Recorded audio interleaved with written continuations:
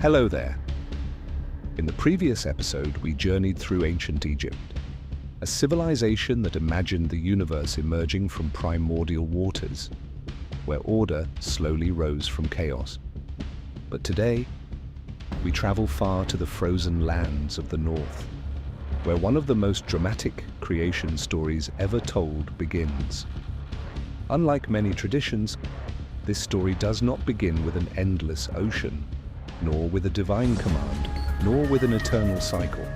Instead, it begins with emptiness, an immense abyss known as Ginnungagap.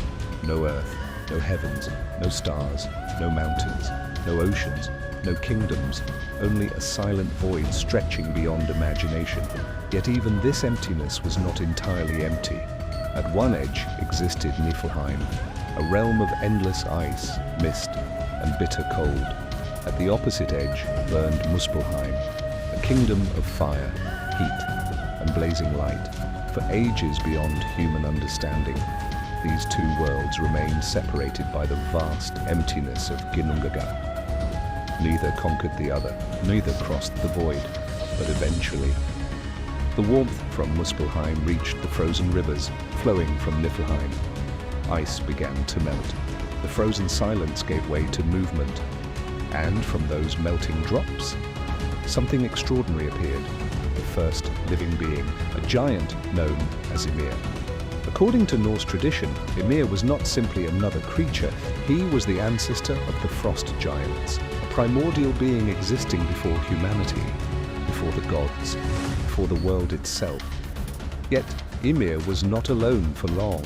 From the same melting ice emerged another mysterious figure, a great cosmic cow called Audumla. She wandered the empty landscape, providing nourishment through her milk, while Ymir gained life from her.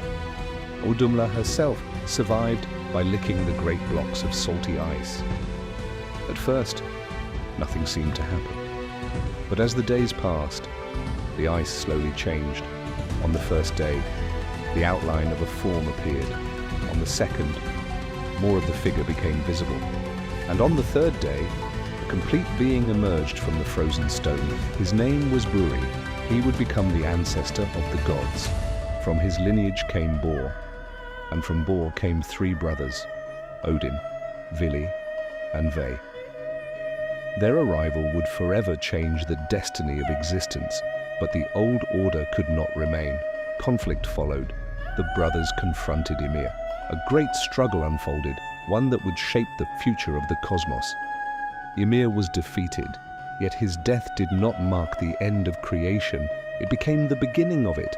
From his enormous body, the earth was formed. From his blood, the seas, the rivers, and the lakes.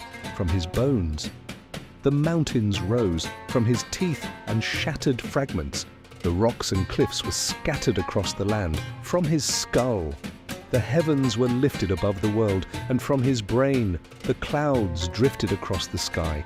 Even his eyebrows found purpose. They became a great boundary, protecting the realm that humanity would one day inhabit.